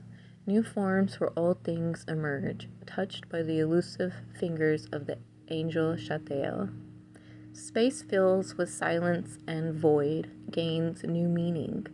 We are held still by the grip of its presence. Fear is useless, as its presence is almost always brief. Silence slides over your ears, enveloping your awareness completely, as if you closed your eyes. Take a moment, take the silence within you, and use it to still the tremors of your soul. Shateiel wills it. Now, these are the signs for when you know this angel is present with you, or when these things are happening for you. And those are a feather, a chair, and a person kneeling. So this card immediately has some kind of observance to it. It's like observing things in silence, or allowing yourself to hear and see what's in silence. There's something about immersing yourself into a completely different world. So it could be spiritually, physically, like let's say a different world physically would be like moving to the other side of the world, to a place where you don't know the language or the people or the customs. You know, that's a different world physically. Spiritually, it could be your inner world, it could be a religion, it could be something that wasn't a part of your spiritual practice up until now. I just feel like you're in a foreign environment, and the best thing for you to do is to listen to the silence, to be in the silence, and to understand that it's within your silence you could literally find and know everything. All the answers you've ever wanted, you will find in silence.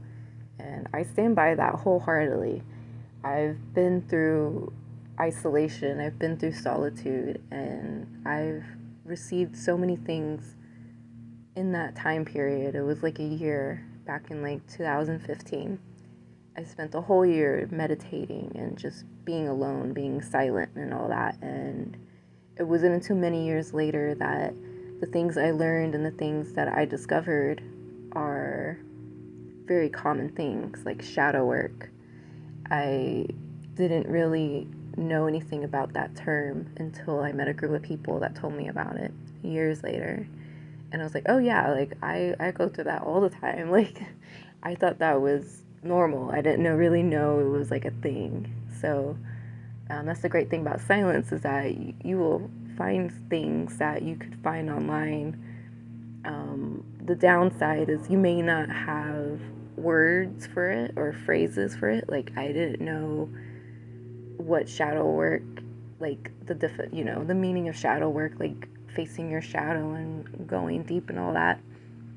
I didn't know that had a name necessarily, or it was like a thing to do, I just thought it was a normal part of spirituality. But it wasn't until my awareness of that I was able to give it an identity and separate it from something. So that there's like pros and cons with that. There's pros that you will find answers in silence and you will see it as part of the whole. And then the cons are you don't really have a name for it and you don't really have a way of identifying it. So you see it as something that's a part of the whole picture and you're not able to see it from a more centralized position, a more detached, like it's its own thing. Like shadow work is its own thing. It's part of the whole, but it is its own thing. So there's pros and cons with that. I think with Shateiel, Angel of Silence, the thing is to see it as part of the whole and to not separate it at this time. There's something that you need to discover within your own silence that you're meant to see as something that's part of everything. And at this time, you probably don't need to identify it necessarily. You don't need to separate it and make it something separate from what it really is. So this is it's interesting because all three groups had something of the nature of seeing something at like the bigger picture of something, seeing an aspect that's part of the grand scheme of things. I'm hearing like there's more behind it. But for you it's a little different. For this group, it's more like you're not meant to identify it. You're just meant to be a part of it. I like the description of this card because it said something about the silence enveloping you, like it's closing your eyes. So it's interesting. It's hard for me to explain, so I really hope you understood that metaphor. I really just related to the oneness of the universe and feeling one with everything. Okay, and so that seems to be the overall theme of this month, the archetype for this month. And it could even be an angel that you can call upon this month, an archangel. And we also have animals. And for this card, the book says, we all have a superpower. Find yours and exercise it. Take time out to share your gifts. The natural world calls you. It is part of you. Experience having an animal companion. But if you cannot, then donate. Make your property animal friendly or help animal causes. So animals are a big theme for you guys this month as well. You could be connecting with animals and with nature more. You could be connecting more with your own pets. You may even be receiving spirit guides this month. Your spirit animals can be coming through for you this month. But also, when I think of animals, I think of the sixth house and astrology. And the sixth house does deal with animals. It is like a house for like veterinarians. It deals with pets and things like that. It's more or less domesticated animals and pets. And this house is also a house of service. And when you have animals, when you have a pet, you are basically of service to them. You know, you gotta feed them, you gotta bathe them, you gotta make sure, you know, if it's a dog, you gotta make sure the dog's not chewing up the sofa, you know, like you gotta train it, you gotta teach it to sit, you know, that sort of thing. You know, it becomes a service to have an animal. And so there's something there for you. There's a message there for you. Apply it how it resonates. I think the rest of the message will come out through the reading. So let's go ahead and look at the rest of the reading. Let's take a look at the tarot. And for the current energies, we have Queen of Pentacles, Four of Wands, and the Star. Now, this is the current energies, meaning this is what's been happening for you lately. This could be what's happening right now at this very moment you're watching this video. Like, this is what's happening today and yesterday. Or this is what's basically coming in, like, for the week ahead. Like, this is how you're going to approach the month of September. And it's really interesting because the Queen of Pentacles showed up in all three groups. But all three of them were very different from one another.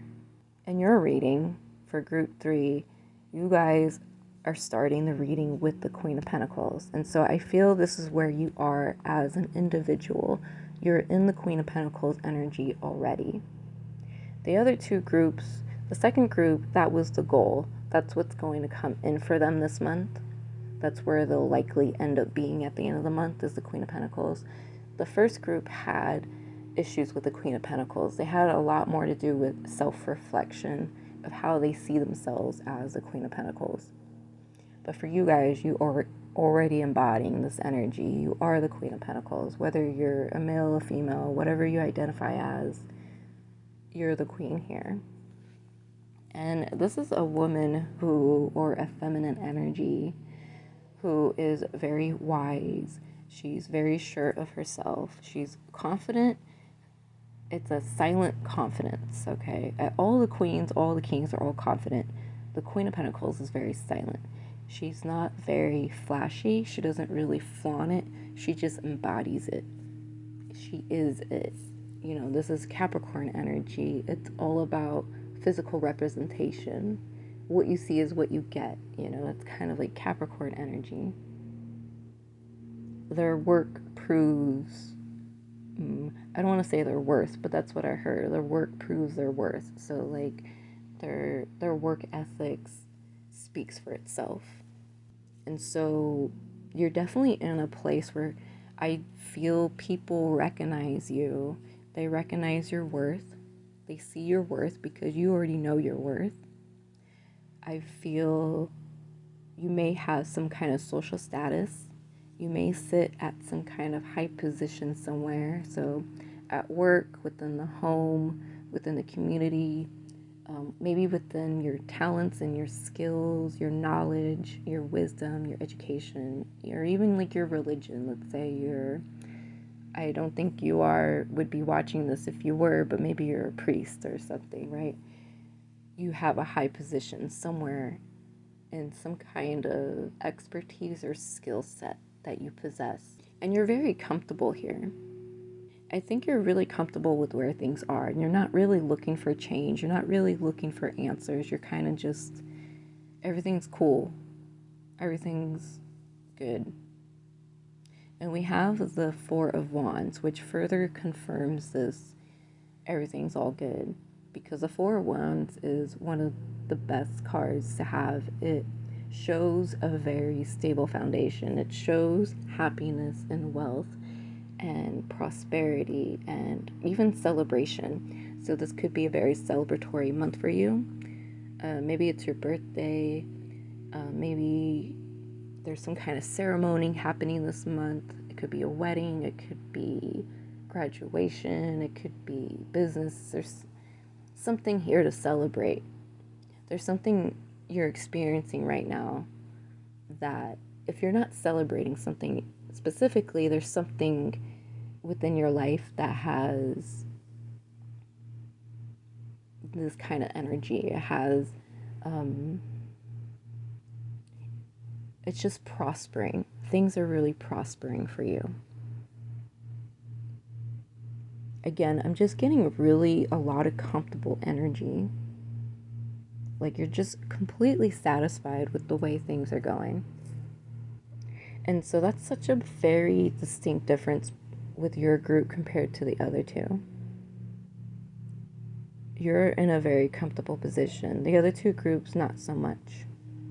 But that's just what's happening currently. We still have the month ahead to look at and what's going to come in this month for you. But just sticking with what's happening now, with what you're going with into September, everything's looking good.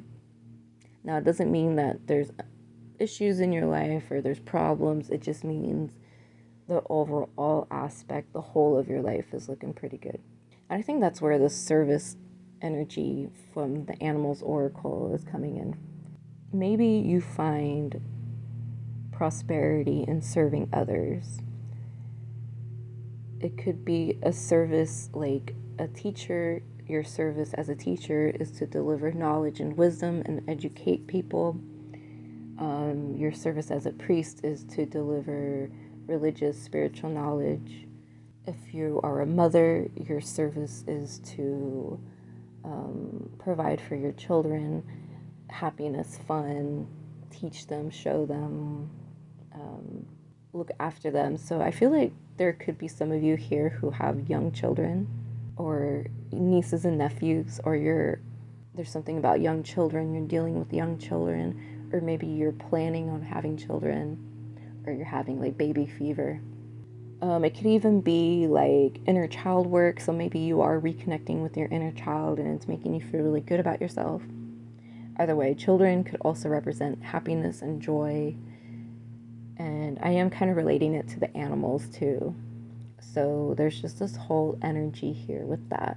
We also have the star, and it's not as loud compared to the other cards. Like, it's not really a loud card overall, but usually when I get the star, it tends to stick out. Really, the only thing that's sticking out is the imagery on the card. There's 8 pointed stars on the star card, and then there's 8 of them total. And so this star is said to be called the dog star, and it's closely related to the star Sirius. And the heliacal rising of Sirius happened on August 12th. This is also considered to be the Lion's Gate, which people believe is on the 8th, but actually I don't know, I might make a video about it, but I don't think that's the proper date for the Lion's Gate, and I think there's something a little more negative about it.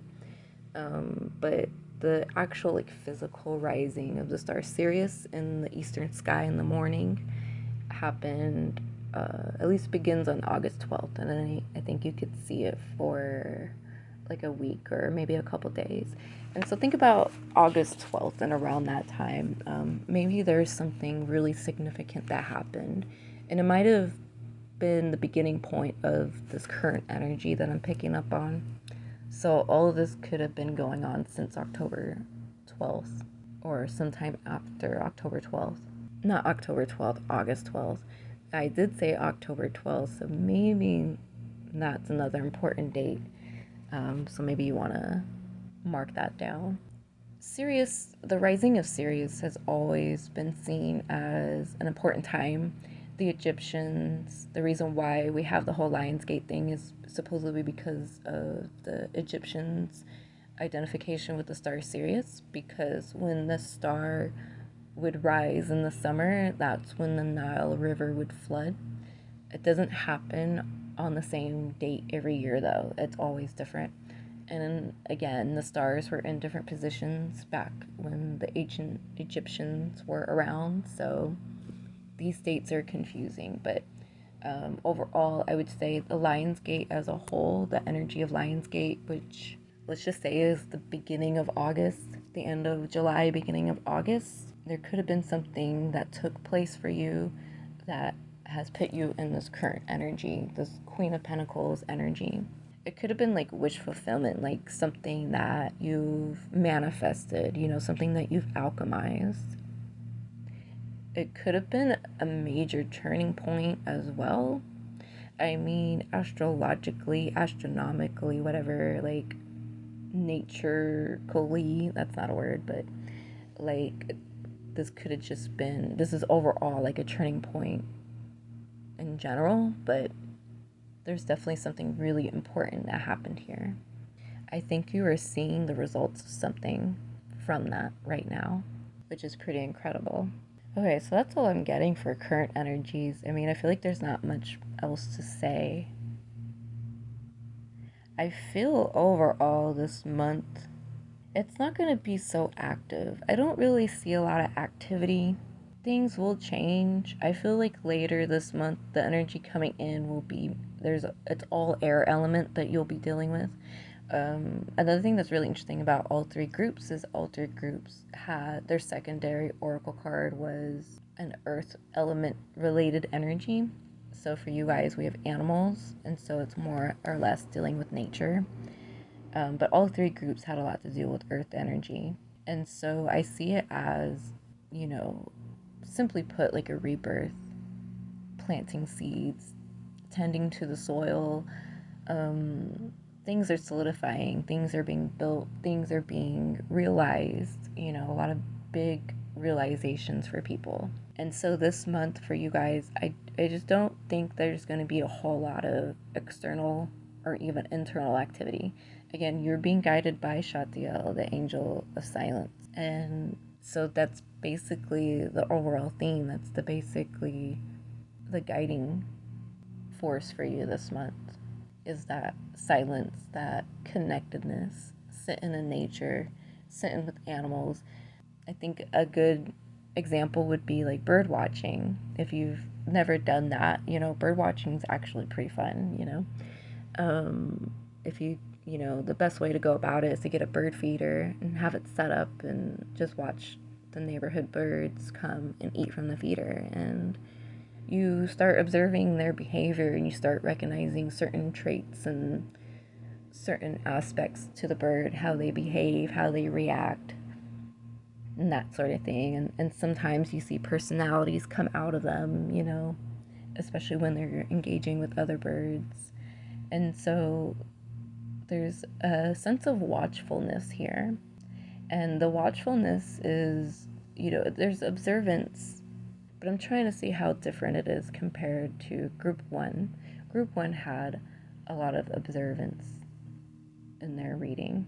I think for you, for this group, it's seeing yourself within nature, within animals, and even within children, identifying yourself within that innocence, within species or within humans, younger humans who, you know, they don't have that higher consciousness. You know, animals don't pray.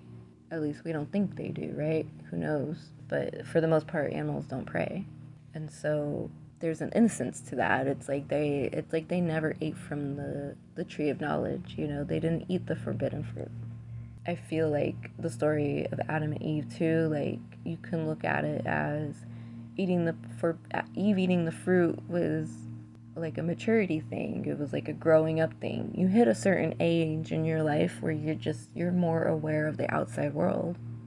Whereas when you're a kid, there's this childlike wonder, and like you're not thinking about the bills, you're not thinking about a lot of things because you don't have that kind of consciousness. And so I think for you guys, there's a part of you that's going to recognize yourself in things like that, and animals and younger children that don't have that higher consciousness. You're going to recognize how automated things are. Again, bird watching is a great example of watching an environment where everything is just like it's automated. They're not thinking about the kind of stuff we're thinking about. They're not worried about how they look. I mean, unless it's a male trying to, you know, pick up a female, you know, I'm sure he's going to worry about how he looks. But, you know, a bird showing up at the feeder, eating from the feeder, like they're not thinking about how they look. Kids don't really think about how they look. And so I feel like that is a place for you to be in this month, or it's a place that you're going to be in this month. I hope it makes sense. I'm trying to get it out. It's kind of hard, but you know, it's the silence. It's the example I gave at the beginning of the reading, how in silence you can learn all these things. You just may not have a way of identifying it and giving name to it. But it just happens naturally. You just naturally do the work, whether or not you're fully aware or conscious of what exactly you're doing. So that's basically the message I'm getting. Okay, and so let's move ahead into the month ahead and what you could expect to come in this month. We have the Nine of Wands, the Queen of Swords, and the King of Swords in reverse. I am drawn to the butterfly imagery on the Queen and the King, and I'm really drawn to the fact that the King's upside down and the Queen is facing him, and she's just kind of like, she's like, what are you doing? Like, that's like what I'm getting from the Queen here. Like, what do you think you're doing? Like, you look foolish. The King of Swords is represented by Gemini, and the Queen of Swords is represented by Libra. So these could be people that you're dealing with, or maybe it could be you yourself that you're dealing with. Either you're the Queen or you're the King. But either way, this Queen is really concerned for this King energy. I mean, he's upside down, for crying out loud. I feel like she's putting something to the side. There's something deep within her that she's just kind of, I feel like she's not putting it to the side on purpose. I feel in a sense, I'm getting quite a few things actually. I feel on one aspect, there's something that she's not revealing yet. I feel like she could also be holding something over the King, or she's like withholding information. At the same time, I kind of get like a parent energy. Like, you can't tell everything to your kids, you can't give them all the details of something. You got to explain it in a way for them to understand. And so I think that's what's happening here between the Queen and the King. And this is what's coming in this month. So this may be a situation you're going to be facing later on this month, either within yourself or with other people or one other person. She's concerned, but I get the whole parent energy of like, you got to let your kids fall down and scrape their knees. Otherwise, they're not going to learn. You tell them, don't climb on the table, you're going to bump your head. And you keep telling them that, and then you go over there and you pick them up and you take them away from the table so they don't do it, and you tell them don't do that, right? But let's say they go back to the table 5 minutes later and they're climbing back on it, and you do it again. You get up, you tell them, get off the table, you can't climb on a table, you take them away from the table, right? And then 5 minutes again later, they're back at it. Only this time, you say, you don't do anything, right? You don't go over there and stop them. You just tell them, okay, like, you're gonna fall and hit your head. Child's not listening. Let's just say this is like a toddler. Like, they understand what you're saying, but they're like, yeah, right, whatever. And then they climb on the table, and then eventually they fall and hit their head. Or they just fall off, and, it's not serious, right? I don't want to say that. Like, hopefully no one got hurt, right? Bumping your head's not a good thing. But let's just say, like, metaphorically. Now that child knows why they can't climb on the table. Because if they fall, they're going to get hurt. And they're going to get hurt really bad. There is no way of them knowing that unless they experience that. And so that's kind of the energy I'm getting here with the Queen of Swords. If you're withholding information from somebody, I see it as like you're teaching them a lesson. Or it's not so much you are teaching them a lesson, is that you understand that they need to learn a lesson for themselves. And it doesn't matter what you say. I don't think they're really going to listen anyways. You can guide them in the right direction. It's like that saying, you can lead a horse to water, but you can't make it drink, You can't force it to drink, or you can't teach it to drink, or whatever the saying is. You could show them the door, but it's up to them to go step out of it, step through it. So this King of Swords, this Gemini energy, they're pretty stubborn here.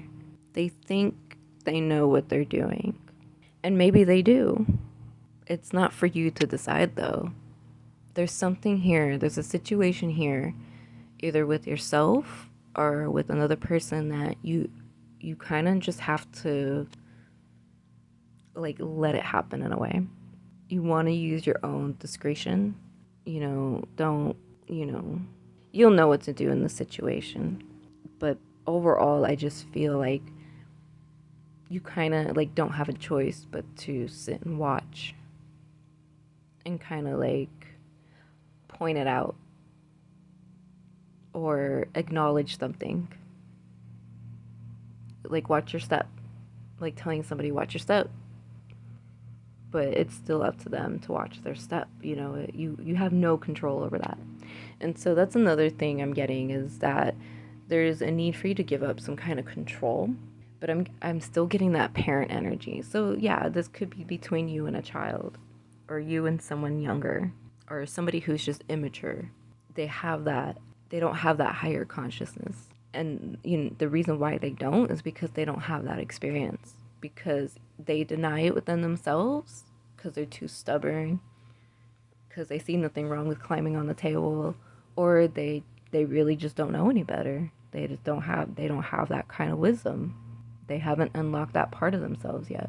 And so it can be frustrating. I mean, the Nine of Swords right now in this reading, this person's very frustrated. Like, I mean, they got their hands in the palm of their face, or they have their face in the palm of their hands.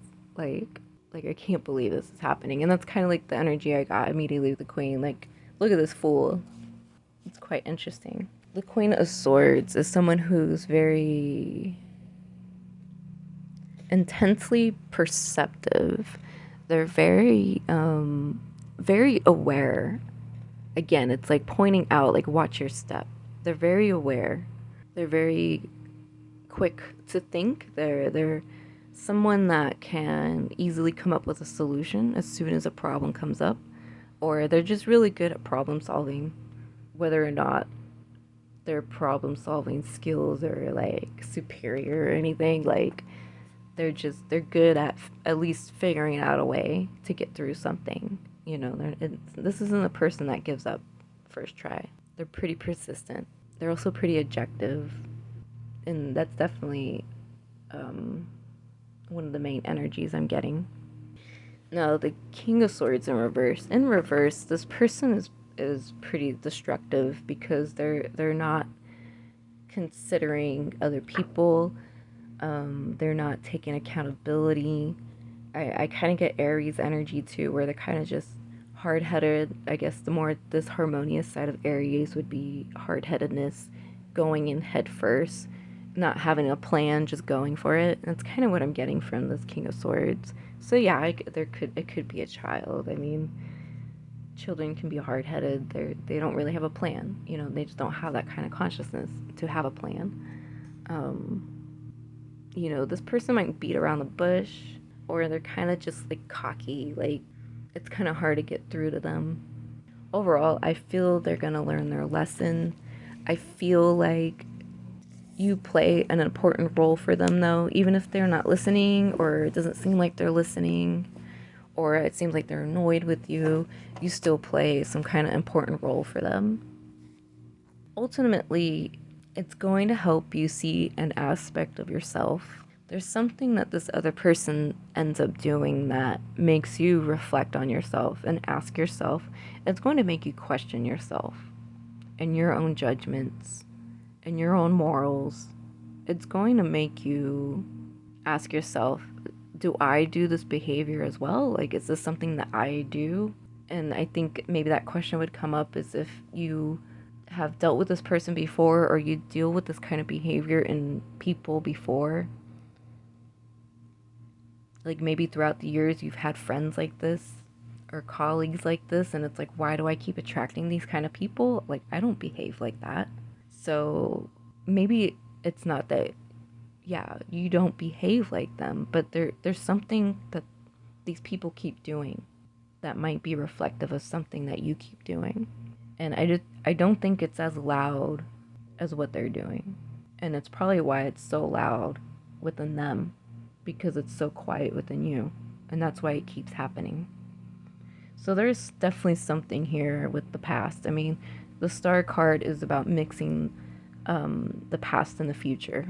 And I am now getting from the Star card some realizations. You know, there's some self-reflection.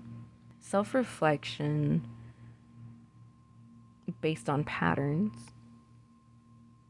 So it's not very apparent. You have to recognize patterns. So that's something to keep in mind this month. To recognize the patterns that show up this month. You might even need to write things down.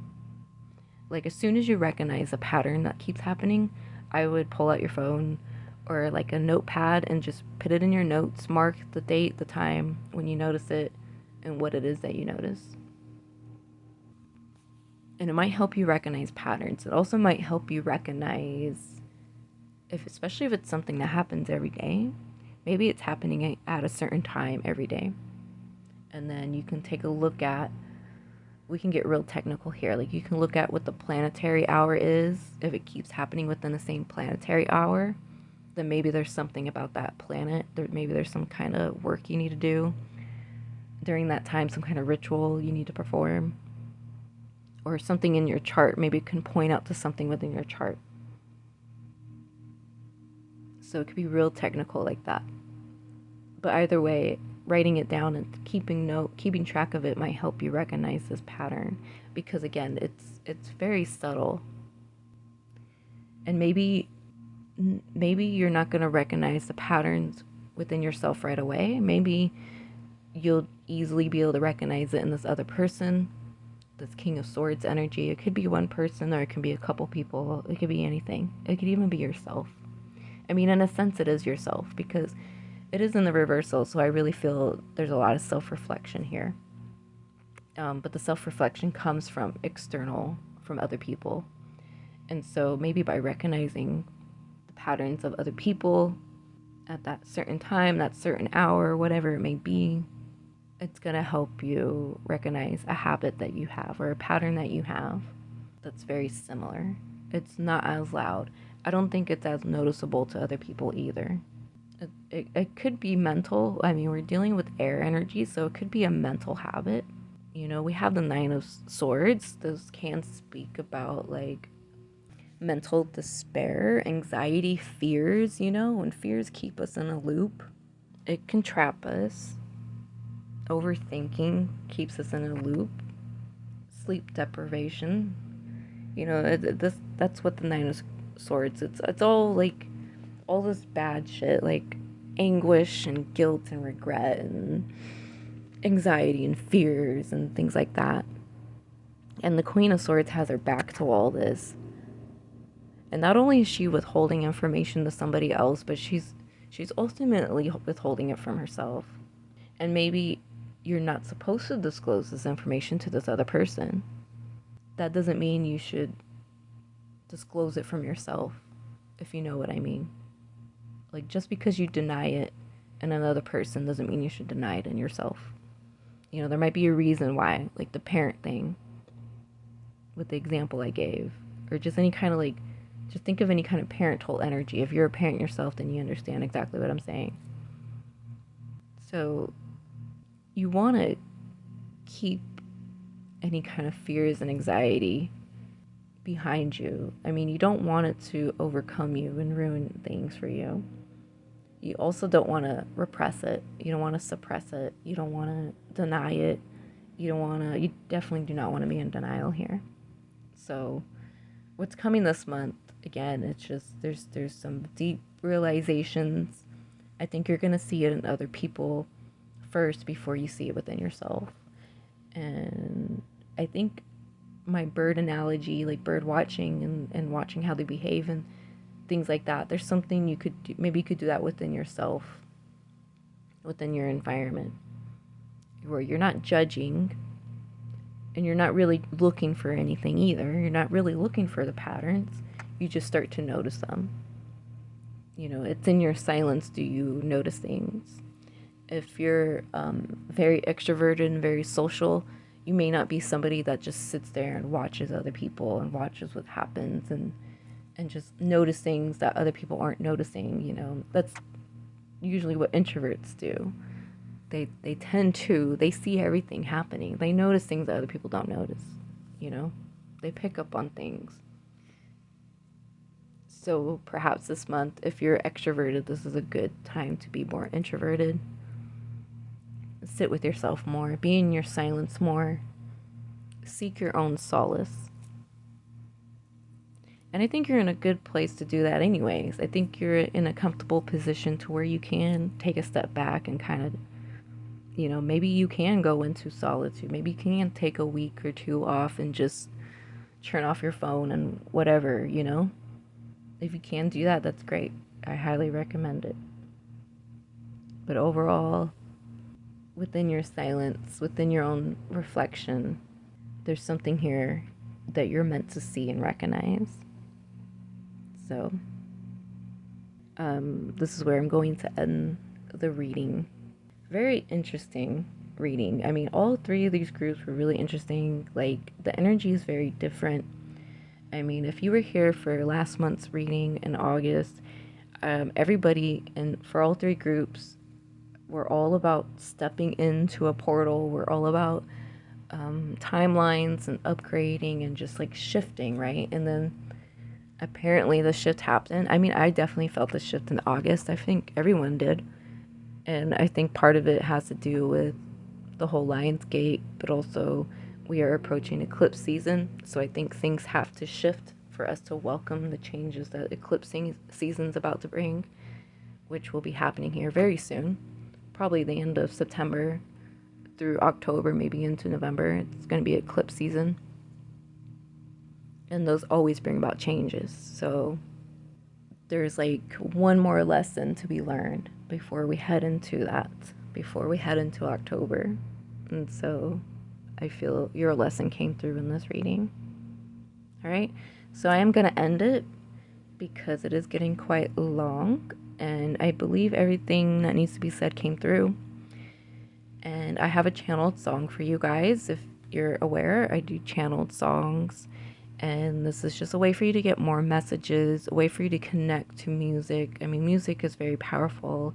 Frequencies and notes and scales, it's all like has an effect on us. And we are made of vibration. We are made of a frequency. So we have sound ourselves. I mean, the planets make a sound. I mean, it's kind of scary. They don't sound very beautiful or anything, but planets give off sound. So sound has a profound effect on humans and on all living things. The song I channeled for you is by Ombre, and the song is part 2, Drake and Drive. I'll put a link in the description if you want to go check it out, or go look it up on Spotify or Apple Music and check out the song. Maybe there's something in there for you within the lyrics, or just the sound or the vibe of the song itself. And that concludes the reading for September 2023. If you haven't already, please hit the subscribe button, tap the notifications bell, and like this video. By liking this video, you help to push it into the YouTube algorithm for other people to find. Follow my profile on Instagram at Kaleidoscope Escape. If you would like to book a private reading with me, my readings are available on my Etsy shop, kaleidoscopeescape.etsy.com. Also, do me a huge favor and drop the butterfly emoji in the comments below, so that way I know you're here with me. Thank you so much for watching this video. I'm very grateful for having your presence, and I will catch you in the next video.